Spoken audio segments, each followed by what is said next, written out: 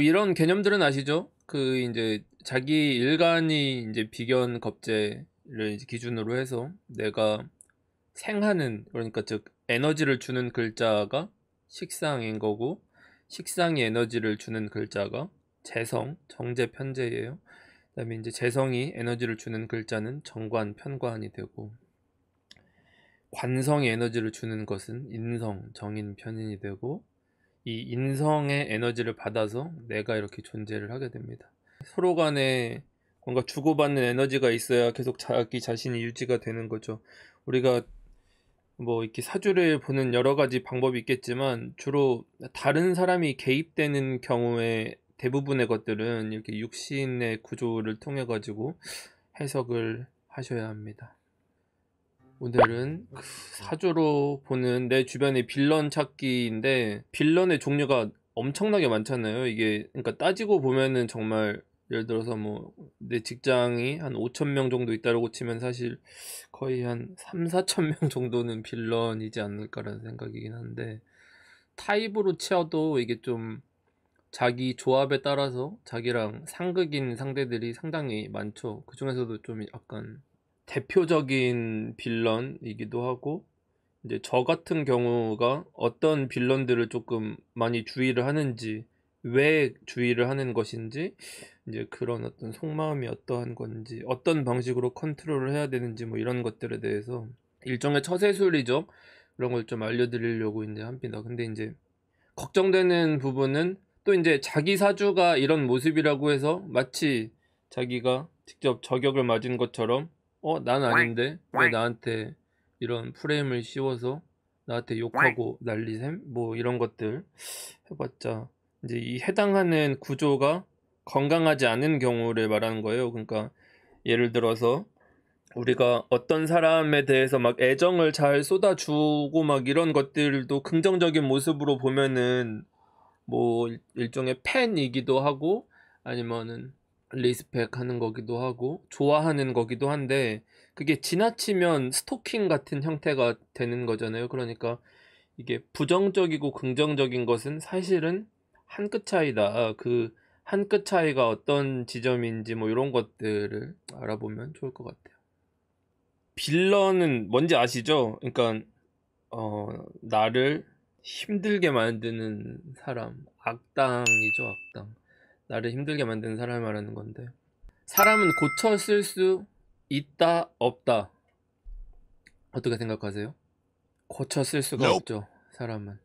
대부분의 사람들이 뭔가 고쳐지지가 않습니다.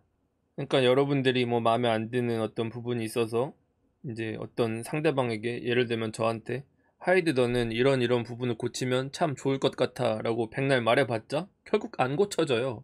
고쳐졌다라고 치면은 모두가 다들 뭔가 위인이 됐겠지, 대부분은 지 생긴 대로 살아가고 못 고칩니다. 그래서 저 같은 경우도 뭐 직장에서 잔소리를 한다거나 막 이렇게 누군가를 좀 교정하려고 하지 않는데, 이게 사람이 어떤 계기가 돼서 자기 스스로 자기 문제점을 인식을 하고 이제 인식하는 걸로 그치는 게 아니라, 대단히 그 모습이 마음에 들지 않아서 이걸 고치기 위해서 뼈를 깎는 노력을 해야 아주 조금 나아지는 정도가 됩니다. 저도 인생을 살면서 몇 가지 계기가 돼서 어떤 제 성격이나 사회성 같은 게 거의 180도로 바뀐 케이스인데, 이게 그 이전의 과정들을 생각하면은 너무 힘들었어 가지고 이거를 다시 하라고 하면 하기가 쉽지는 않을 것 같아요. 이번 시간에는 직장이나 사회에서 만날 수 있는 빌런들에 대해서 알아보도록 할 텐데, 이런 사람들이 꼭 문제를 뭐 반드시 일으킨다라기보다는 철저하게 하이드 입장에서 제 주관적으로 이런 사람들은 조직에서 조금 피하는 편이다 정도로 알아두시면 좋을 것 같고, 이게 여러분들한테 직접적으로 해당하지 않는 경우도 있겠지만, 이게 이제 제가 조직을 관리하는 입장에서 보면은 조금 많이 위험한 케이스들이 있어요.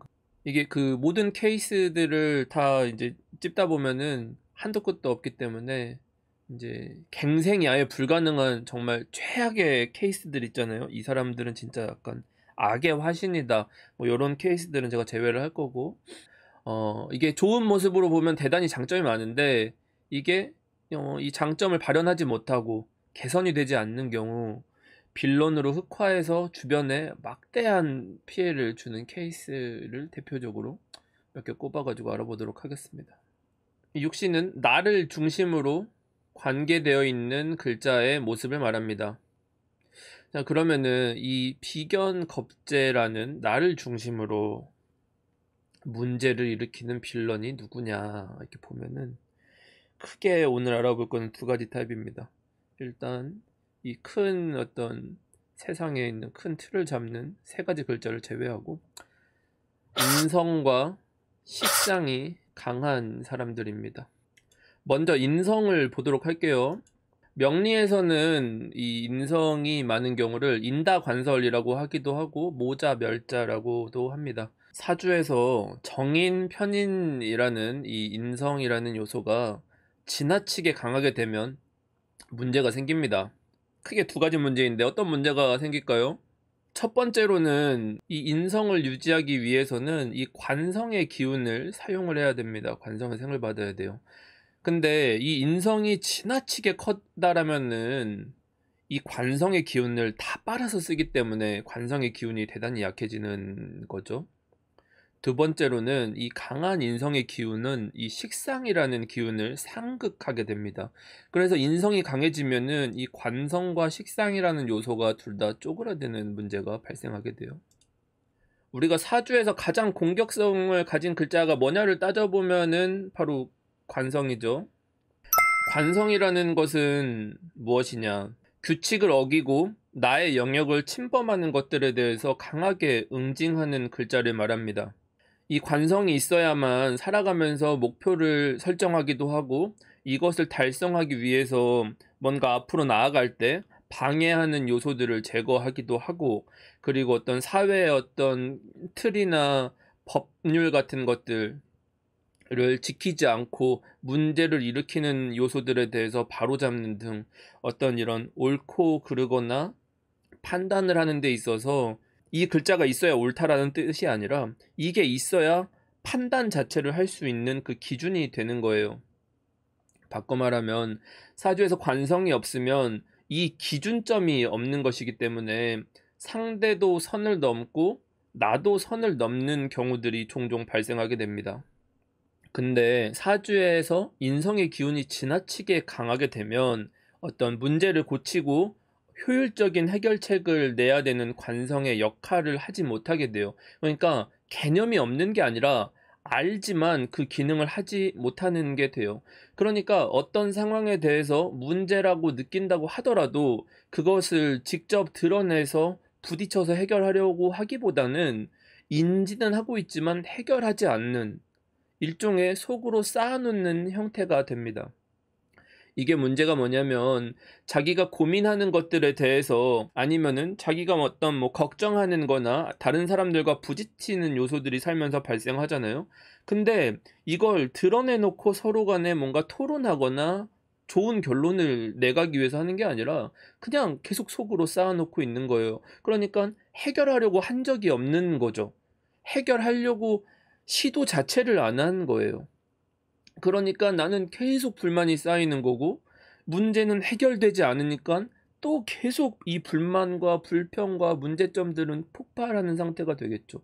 근데 이것을 내려놓을 수 있냐? 내려놓을 수가 없죠. 왜냐면 인성이라는 것은 내가 먼저 무언가를 놓지 않아요. 왜? 나를 생하는 글자잖아. 나도 생하고 남도 생하는 거예요. 사주에서 인성이라는 것은 나에게 에너지를 주기도 하지만 비견이라는 나와 같은 글자들에게도 에너지를 주고 겁재라는 내 주변에 있는 글자들도 먹여 살리는 그런 글자거든요. 그러니까 이게 문제가 뭐냐면 뭔가 해결되지 못하는 병을 계속 만들고 있는데 하지만 난 널 사랑해 같은 이상한 관계를 만든다는 겁니다. 이게 사적인 일반적인 친구 관계에서는 드러나지 않아요. 왜냐면 서로 뭔가 애틋하잖아. 그러니까 이 뭔가 애착 관계라든지 신경 쓰거나 걱정하는 듯한 표현이 되기 때문에 일반적인 친구 관계에서는 보여지지가 않아요. 근데 직장이나 이권이 얽혀 있는 이 비즈니스, 특히 어떤 회사라든지 어떤 사업하는 어떤 상대방이라든지 이런 관계에서는 이게 대단히 커다란 문제를 만들게 됩니다.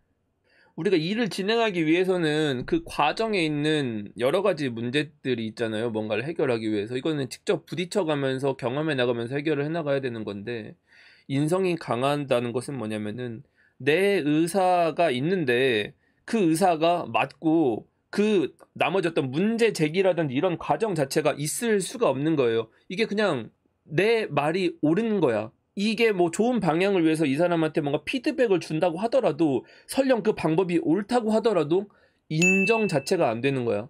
내가 누군가에게 지적을 받거나 피드백을 받았다는 것 자체를 용납이 안 되는 겁니다. 그러니까 내 뜻대로 의지대로 굴러가지 않는다는 사실 자체가 불만스럽기 때문에 문제를 해결한다 안 한다, 목표가 뭐다 아니다 이런 것 자체가 중요하지 않고, 애초에 마음에 안 들기 때문에 이게 목표를 향해 나아가서 잘 가도 불만스럽죠. 왜냐면 내 뜻대로 나아간 게 아니니까. 근데 문제는 뭐냐, 내가 이걸 그러면 내 의지와 이 뜻이 있다라고 하면 이것을 관철시켜야 되잖아요. 근데 관철시키지는 않는 거야. 그러니까 해결하는 것도 아니고 확실히 뭔가 엎어뜨리는 것도 아닌 상태를 만드는 거예요. 이게 적극적으로 뭐 방해하고 뒤집어 엎는다기보다는 애매한 상태에서 어떤 목표나 이 골을 향해 나아갈 수 없게 만드는, 전반적인 효율을 떨어뜨리게 만드는 이런 작용을 하는 거예요. 이 심리가 대단히 모호합니다. 그렇다고 이거에 애정을 갖지 않는 건 아니야. 이런 식으로 이제 상상을 해보세요. 뭔가 정해진 일정에 우리가 무엇을 하기로 했으면, 만약에 인성이 과해서 불건강하면 어떤 경우가 일어나냐면, 뭐 일정이 예를 들어서 11월 8일까지예요. 그러면 11월 8일이면 보통 11월 8일 저녁 6시가 퇴근하는 시간이니까 보통 그래도 뭐 한 3시 정도에는 줘야 당일날 메일 같은 것도 주고받고 뭔가 결정이 되잖아요. 근데 애매한 시간, 뭐 5시 59분이라든지 6시 5분 이럴 때 줘요. 근데 그 준 게 심지어 완료된 버전이 아니야. 뭔가 애매하게 뭔가 이런 과정들에 있어서 뭔가 질문하는 메일이라든지, 근데 저번에 이렇게 하기로 했는데 이 부분이 빠진 것 같아요 라든지, 그러니까 이것은 사실 며칠 전에 말을 해줬어야 되는 사안들이잖아요. 요렇게 미묘하게 어긋나게 주는 거예요. 아니면 뭐 파일을 보낸다라고 하면 최신 파일이 아니라 살짝 이전 파일을 준다든지. 그래서 이게 딱 목표를 달성하겠다, 문제를 해결하겠다가 아니라 미묘하게 꼬아둡니다. 그러니까 이게 정확하게 연맥이는 것처럼 만든 것도 아니기 때문에 이것을 뭐라고 하기가 상당히 애매하게 만들어요. 그리고 이게 곰곰이 생각해서 들여다보면은 그 당사자 자신이 아니면 딱 풀 수 없게끔 만들어요. 그게 뭐 문서가 됐건 어떤 작업이 됐건 결과물이 됐든지 간에 자기가 어떤 이 키맨이 되어야 되는 거죠. 우리가 과제를 수행해 나가고 문제를 해결한다라는 것은 옳고 그름도 따져야 되는 거고 방법도 찾아야 되는 거고, 그 안에서 가장 효율적인 방안을 서로 간에 찾는 거지, 누구의 답이 맞다든지 누구 생각이 맞다든지는 사실은 이 비즈니스에서는 그렇게 중요한 요소도 아니고, 그 과정에서 뭐 우리가 어떤 회의실 안에서 어떤 논의를 한다라는 것은 뭐냐면 모두가 수평적인 입장에서 각자의 입장을 얘기하는 거잖아요. 그 얘기는 뭐냐면 전제가 우리는 공통의 목적을 달성하기 위해 최선을 다하겠다. 그렇기 때문에 서로 간의 의견을 조금 다소간에 부딪힌다고 하더라도 그런 합의를 하고 회의실에 앉는 거잖아요. 근데 이 과정을 이해하지 못해요. 그래서 지나치게 강한 인성이라는 것은 이런 건강한 토론의 과정들을 일종의 회피하는 양상으로 나타나게 됩니다. 직접적으로 문제를 맞닥뜨리기 위한 이 관성이 기운에 설계됐기 때문이에요. 물론 그 본인은 이것을 해결할 생각이 없습니다. 왜냐면 이 과정 자체도 마음에 들지 않았는데 이게 잘 된다고 하더라도 그러면은 내 의견과 반하게 잘 되게 되는 모습이고, 내 의견과 반한 사람들이 잘 되는 과정처럼 보이기 때문에 이게 잘 되는 모습을 볼 수는 없는 거예요.